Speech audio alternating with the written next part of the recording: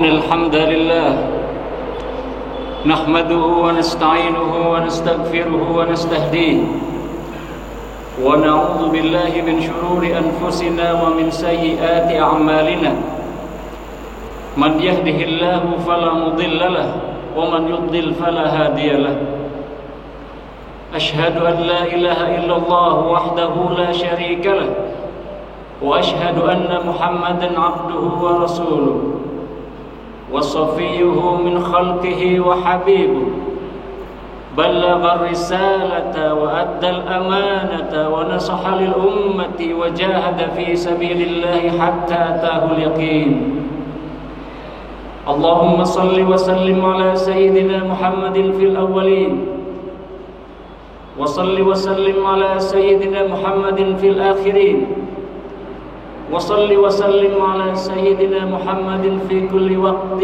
وحين وصل وسلم على سيدنا محمد في الملأ الأعلى إلى يوم الدين وعلى آله الأخيار وأتباعه الأبرار وأزواجه الأطهار وبعد فإن أصدق الحديث كتاب الله وخير الهدي هدي محمد صلى الله عليه وسلم يا أيها الذين آمنوا اتقوا الله حق تقاته ولا تموتن إلا وأنتم مسلمون يا أيها الناس اتقوا ربكم الذي خلقكم من نفس واحدة وخلق منها زوجها وبث منهما رجالا كثيرا ونساء واتقوا الله الذي تساءلون به والأرحام إن الله كان عليكم رقيبا يا أيها الذين آمنوا اتقوا الله وقولوا قولا سديدا يصلح لكم أعمالكم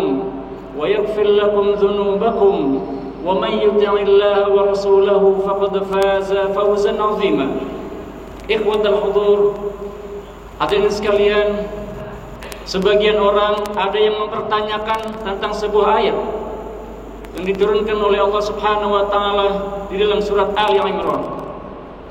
Ayat ini berbunyi, A'udzu billahi minasyaitonir rajim. Bismillahirrahmanirrahim. Kuntum khayra ummatin ukhrijat lin-nas ta'muruna bil ma'rufi wa tanhauna 'anil munkari wa tu'minuna billah. Yang artinya kalian yang dimaksud oleh Allah adalah umat Islam telah menjadi umat terbaik yang Allah munculkan di muka bumi. Kalian menyuruh kepada kebaikan, kalian melarang keburukan, dan kalian beriman kepada Allah. Hadirin sekalian, lalu sebagian orang bertanya-tanya, jika memang kita telah menjadi umat terbaik, jika memang umat Islam adalah umat terbaik, lalu pertanyaannya, bagaimana kondisi umat Islam saat ini? Mereka mengatakan, mengapa saat ini umat Islam menjadi pengekor? Mengapa saat ini umat Islam berada dalam posisi yang rendah? Mengapa saat ini umat Islam seolah-olah tidak berada di posisi terbaik? Dan bahkan hadirin sekalian, orang-orang yang membenci Islam kemudian muncul dan mereka mengatakan, ayatnya seharusnya bukan kuntum khairu ummah, tetapi kuntum syarru ummah. Kalian bukan umat terbaik, tapi kalian umat terburuk. Kalian menjadi beban bagi umat manusia, bukan berkontribusi kepada umat manusia. Hadirin sekalian, pertanyaan ini tentu mengusik hati kita semua. Lalu pertanyaannya, apakah hal ini benar hadirin sekalian? Apakah benar umat Islam bukan umat terbaik? Apakah benar umat Islam menjadi beban, bukan memberikan bantuan dan kontribusi kepada umat manusia? Maka hadirin sekalian, dalam khutbah ini khotib ingin mengajak kita semua untuk bangkit kembali, untuk menghidupkan kembali semangat dan juga keyakinan bahwa kita umat Islam adalah umat terbaik. Hadirin sekalian, bukankah pedang yang dulu mampu membelah banyak hal, yang dulu mampu menghancurkan banyak hal, jika dia tidak dipakai, bukankah dia masih mampu melakukan tugasnya? Jika seekor kuda misalkan dahulu dipakai berperang, kemudian dia diistirahatkan, bukankah dia masih mampu berlari dengan kencang? Demikian juga umat ini, hadirin sekalian, umat Islam yang dahulu membuka kota-kota besar di dunia, membuka Konstantinopel, Antioquia, Cordoba, dan lain sebagainya. Bukankah mereka dan kita juga adalah umat yang sama-sama umat Islam? Jika mungkin saat ini umat Islam berada dalam keadaan tertidur atau mungkin sedang mengantuk, bukankah ada saatnya umat ini bangkit kembali? Maka hadirin sekalian, mari kita lihat sejarah umat-umat terdahulu, bangsa Eropa yang sekarang dikatakan sebagai bangsa yang maju.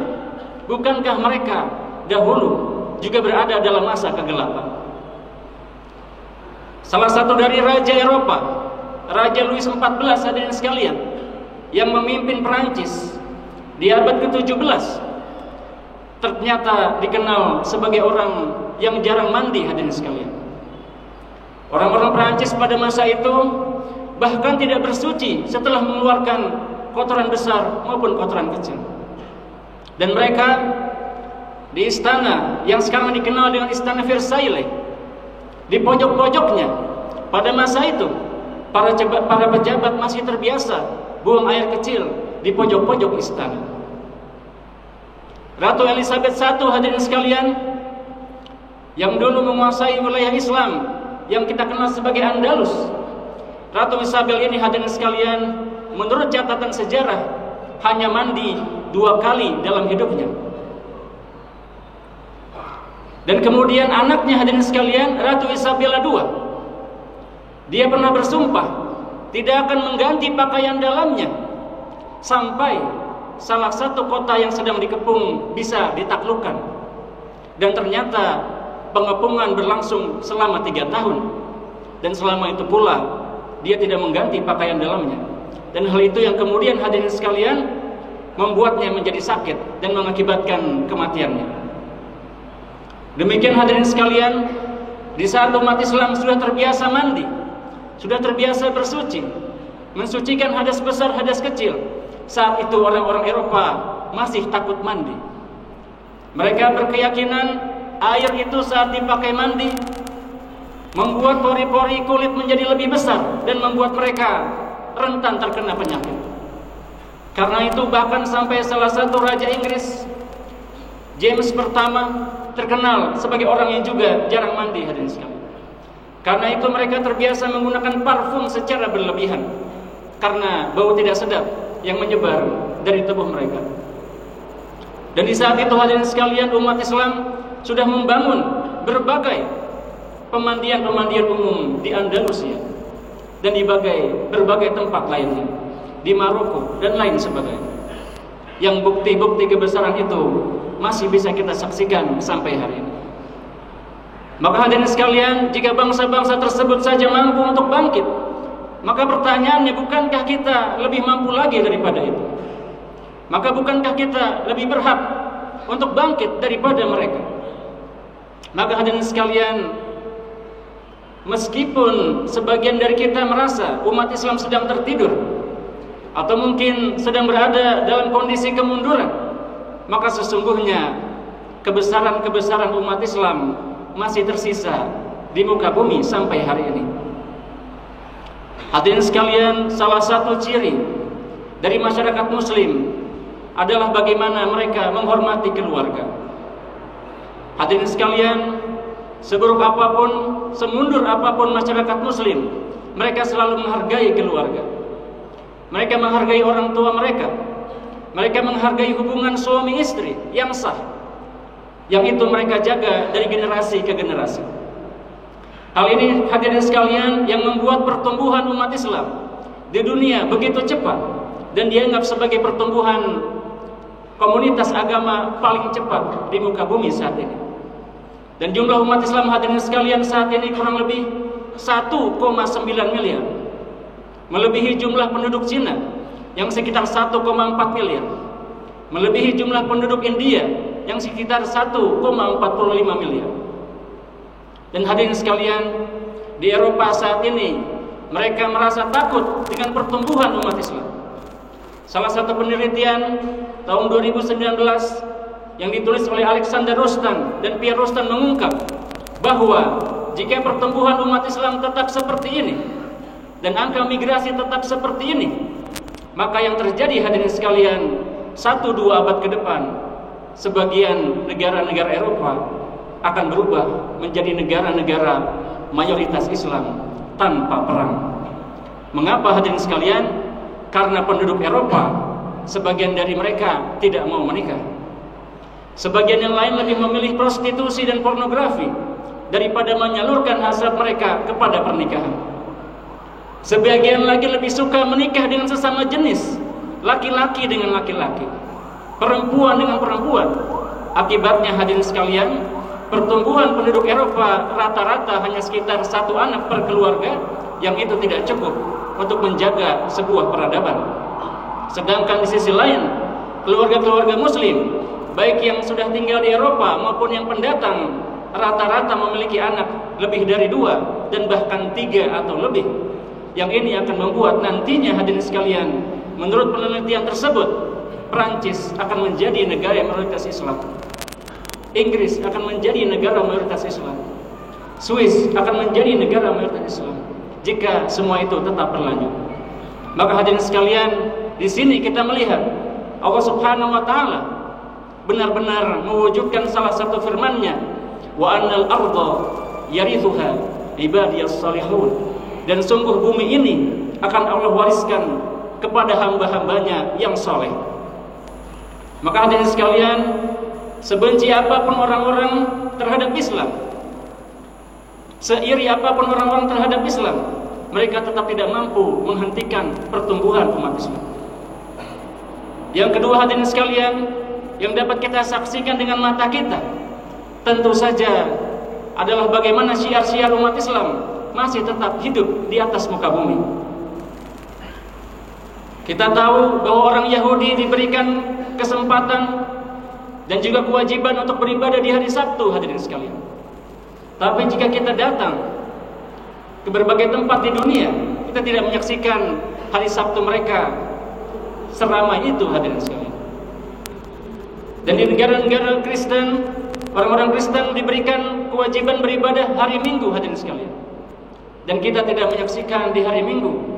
Bahkan di negara-negara mayoritas Kristen, ibadah mereka seramai itu hadirin sekalian. Tetapi di negeri-negeri Muslim bisa kita saksikan, bahkan di negeri yang minoritas Muslim, mereka hadir dan mereka datang. Dan tentu saja kita bisa saksikan di pusat Islam, di Ka'bah sana hadirin sekalian, jutaan orang berkumpul, ratusan ribu orang berkumpul tanpa paksaan, dan semua datang dengan izin Allah Subhanahu wa ta'ala. Dan hadirin sekalian, yang demikian ini kita saksikan sebagai wujud salah satu bukti bahwa dalam syiar agama Allah Subhanahu wa ta'ala benar-benar mewujudkan firman-Nya, kuntum khaira ummatin ukhrijat linnas ta'muruna bil ma'ruf wa tanhauna 'anil munkar wa tu'minuna billah. Sungguh kalian adalah umat terbaik. Kalian beriman, kalian menyuruh kepada kebaikan, melarang kepada keburukan, dan kalian beriman kepada Allah Subhanahu wa ta'ala. Maka hadirin sekalian, jika kita lihat ayat tersebut dari awal sampai akhir, maka ada 3 karakter yang harus kita jaga sebagai umat terbaik. Yang pertama, tentu saja kita harus menyuruh kepada kebaikan. Jika kita tidak mampu menyuruh orang lain, tentu saja kita suruh diri kita hadirin sekalian untuk melakukan kebaikan. Jangan sampai kebaikan kita sebagai umat Islam kalah dengan kebaikan orang-orang yang non-Islam. Dan selanjutnya hadirin sekalian, yang kedua, melarang dari keburukan. Dan jika kita mampu melarang orang lain, kita larang hadirin sekalian. Dan jika kita tidak mampu, kita larang diri kita sendiri hadirin sekalian, atau mungkin keluarga kita, di sekitar kita. Jika kita melihat hal-hal yang tidak baik dan buruk, kita larang, karena itu merupakan salah satu sifat penting dari umat terbaik. Dan yang ketiga hadirin sekalian, wa tu'minuna billah, dan kalian beriman kepada Allah. Yang ini para ulama mengatakan bahwa iman akan meningkat dan kuat dengan ketaatan, bahwa iman akan semakin kuat dan juga berkembang saat kita melakukan ibadah-ibadah kebaikan, baik itu tilawatul Quran, baik itu sholat berjamaah, puasa, zikir, sedekah, dan lain sebagainya. Dan insya Allah hadirin sekalian, sebagaimana sabda Nabi Muhammad, innakum latufuna sab'ina ummah, kalian telah menyempurnakan umat pengikut Allah menjadi 70 umat. Wa antum khairuha wa akramuha, dan kalian adalah yang paling terbaik dan yang paling mulia di sisi Allah Subhanahu wa taala. Wa la yablughunna hadzal amru ma balaghahu al-lail wan nahar, dan sungguh agama ini akan mencapai semua yang bisa dicapai oleh malam dan siang. Wa la yadkhulu hadzal din kullu bait min al-hadar wal madar, dan sungguh agama ini akan masuk ke seluruh rumah, baik yang ada di perkampungan maupun di perkotaan, dengan izin Allah Subhanahu wa taala. Namun hadirin sekalian, tentu saja masih banyak tantangan yang kita hadapi, yang salah satunya adalah kezaliman antara umat muslim itu sendiri. Dalam sebuah hadis Nabi Muhammad, beliau pernah berkata, sa'atu rabbi salasa umur, aku meminta kepada Tuhanku 3 hal. Yang pertama, Allah yuhlika ummati bil qahr, agar umatku tidak bisa musnah meskipun dengan kekeringan. Yang kedua, Allah yuhlika ummati bil gharq, agar umat ini tidak bisa musnah dengan ditenggelamkan. Dan yang ketiga, hadirin sekalian, insyaallah akan kita bahas di khutbah yang kedua. Barakallahu li wa lakum bil Qur'anil azim wa nafa'ni wa iyyakum bima fihi minal ayati wa zikril hakim wa taqabbal minni wa minkum tilawatahu wastaghfiruhu innahu huwal ghafurur rahim.